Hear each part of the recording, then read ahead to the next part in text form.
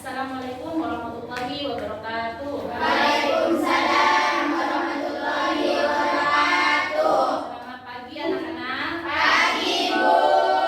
Gimana kabarnya? Baik. Masih semangat? Masih. Baik, sebelum pelajaran kita mulai pada hari ini, marilah kita bersama-sama berdoa. Bismillahirrahmanirrahim. Raditu billahi rabban wa bil islami dinan wa bi Muhammadin nabiyyan wa rasulan. Rabbi zidni ilman warzuqni fahman birahmatika ya arhamar rahimin. Coba cek kanan kiri, ada temannya yang tidak masuk? Holila, Bu. Holila, kemana Holila? Sakit. Sakit. Sudah, kita doakan sama-sama ya. Semoga Holila segera diberi kesembuhan dan bisa berkumpul lagi bersama-sama kita untuk belajar bersama. Amin. Baik, untuk menumbuhkan rasa semangat dan rasa nasionalisme kita, sebelum kita mulai pelajaran, marilah kita bersama-sama menyanyikan lagu kebangsaan.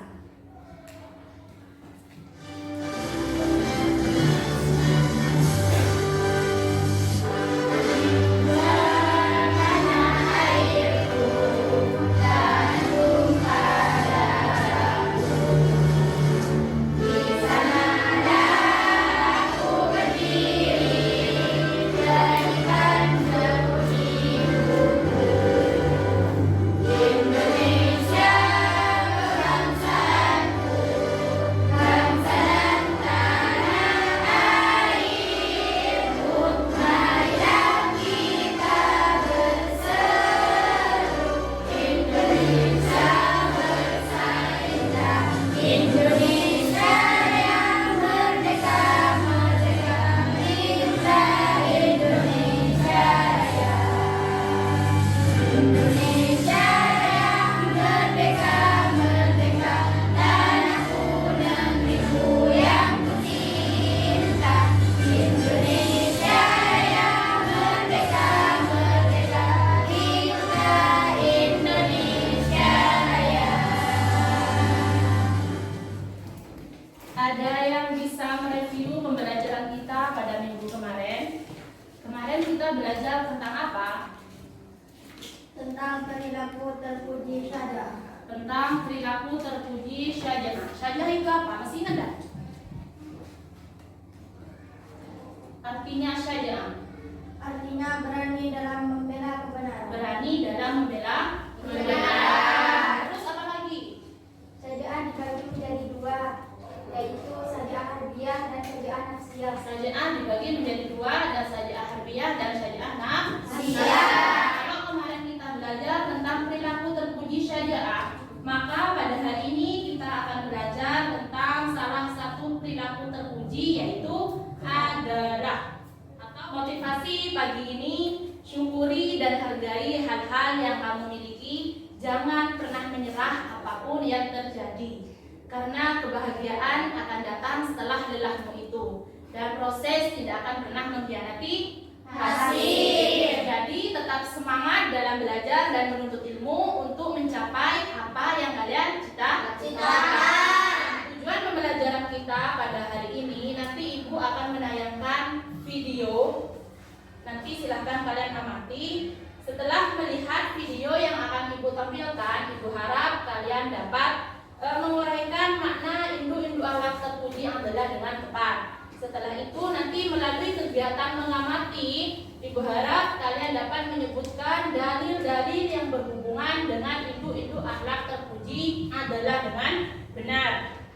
Nanti setelah melakukan diskusi, Ibu harap kalian dapat memberikan contoh perilaku yang mencerminkan akhlak terpuji yang adalah dengan benar. Melalui langkah-langkah kegiatan kita pada hari ini, yaitu nanti Ibu akan menampilkan sebuah gambar tentang salah satu perilaku adalah. Silahkan kalian memberikan komentar. Setelah itu nanti Ibu akan menampilkan video. Kalian silahkan menyimak dan mengambil kesimpulan dari kisah dalam video tersebut. Setelah itu silahkan kalian bentuk kelompok untuk mendiskusikan video tersebut dan kaitkan dengan materi kita pada hari ini.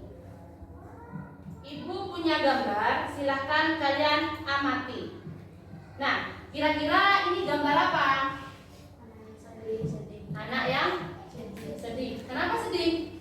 Karena orang tuanya pilih kasih. Orang tuanya pilih Kasih. Benar tidak seperti ini? Tidak. Harusnya bagaimana yang benar? Semua anak harus mendapatkan perilaku yang Semua anak harus mendapatkan perilaku yang sama dalam sebuah keluarga. Apa ini dikatakan adil apa tidak? Tidak. Karena tidak mendapatkan perlakuan yang sama. Nah, konsep adil yang benar itu bagaimana? Coba diperhatikan gambar yang kedua ini. Ini gambar apa? Timbangan. Apa hubungannya timbangan dengan adil? Timbangan itu kan sama, Bu. Ya, timbangan itu sama. Sama dalam artian Sama berat. sama berat, seimbang. Iya, Itu ya. seimbang. Tidak berat sebelah. Sama halnya dengan pengertian adil. Tidak berat sebelah atau seimbang. Bisa dipahami? Bisa. Nah, sekarang silahkan simak video yang akan Ibu tampilkan. Silahkan disimak ya, diperhatikan nanti kalian ambil kesimpulannya. Nabi Sulaiman adalah salah seorang yang selalu mendampinginya dalam setiap sidang peradilan yang diadakan. Untuk menangani perselisihan persidangan itu, dua orang datang mengadu meminta Nabi Daud mengadili perkara mereka. Salah satu dari mereka mengaku bahwa kebun tanamannya telah dimasuki oleh kambing ternak tetangganya di waktu malam, sehingga tidak ada pihak yang mendapat keuntungan atau kerugian lebih dari yang seharusnya. Keputusan yang diusulkan oleh Nabi Sulaiman itu diterima baik oleh kedua orang tersebut, dan orang-orang yang menghadiri sidang itu merasa kagum terhadap kecerdasan dan kepandaian Nabi Sulaiman walaupun masih muda usianya. Tapi ia telah menunjukkan kematangan berpikir dan keberanian mengeluarkan pendapat walaupun tidak sesuai dengan pendapat ayahnya. Nah, itulah tadi kisah dari salah satu seorang nabi yaitu Nabi Sulaiman yang memiliki sifat adil dan bijaksana mulai dari sejak kecil. Nah, dari kisah tersebut mungkin ada yang mau ditanyakan. Apa hubungan adil dan bijaksana? Hubungan adil dan bijaksana. Ada yang tahu, yang lain mungkin ada yang bisa bantu menjawab. Adil dan bijaksana itu hubungannya apa? Kalau adil itu memilih kebenaran dengan tepat, sedangkan bijaksana itu memutuskan suatu perkara dengan adil. Jadi keduanya itu berhubungan. Jadi orang yang memiliki sifat adil, maka orang tersebut akan bersifat bijaksana. Begitupun sebaliknya. Jadi kedua sifat itu saling berhubungan antara yang satu dengan yang lain. Nah, setelah itu silahkan kalian bagi kelompok untuk mendiskusikan materi kita pada hari ini terkait dengan kisah yang sudah Ibu putarkan tadi, sambil kalian cari di buku yang ada di kalian. Ayo silahkan dibagi kelompok.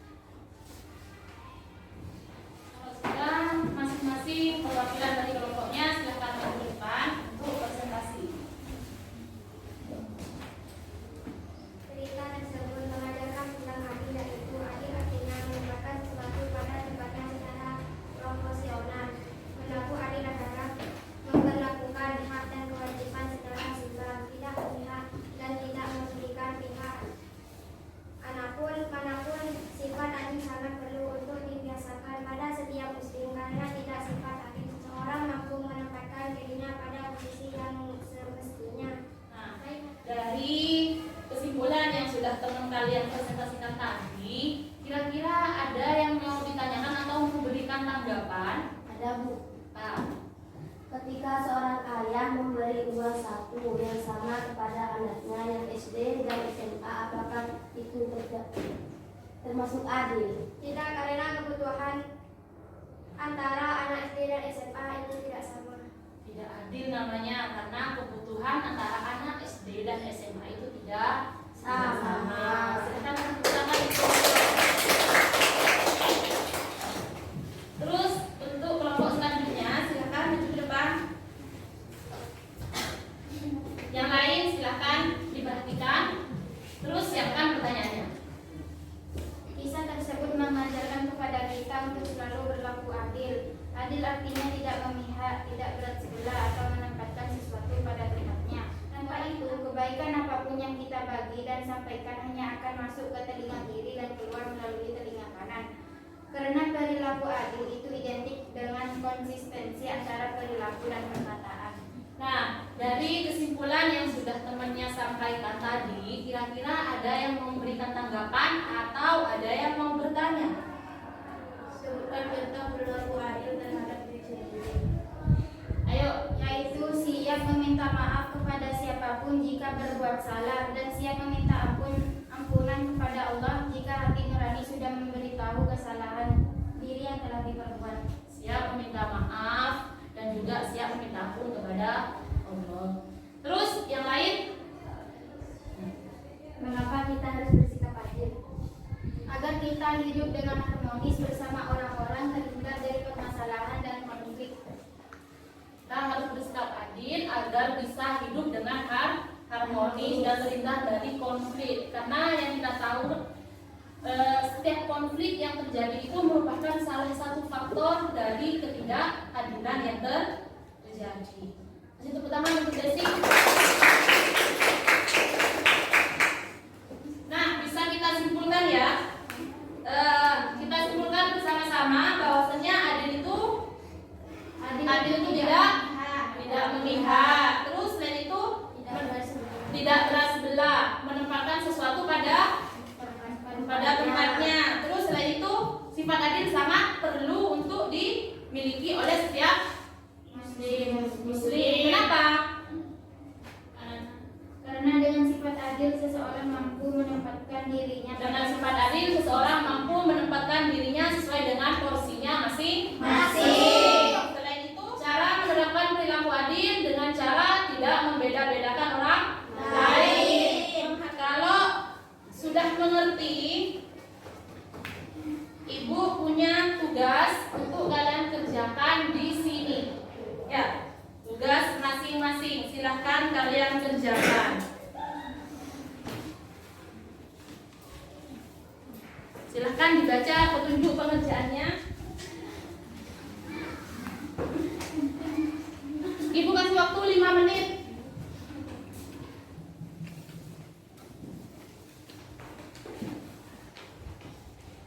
Sudah?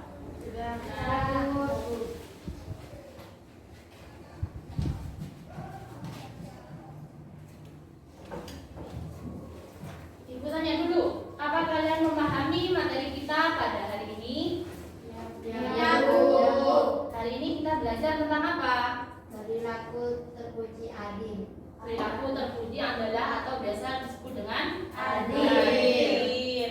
Apa pembelajaran pada hari ini menyenangkan? Ya, Bu. Apa manfaat kita belajar materi hari ini? Bisa mengetahui makna adil, bentuk dan contohnya, dalil serta cara menerapkannya dalam kehidupan sehari-hari. Ya, kalau sudah paham, silahkan buka buku LKS-nya pada halaman 62.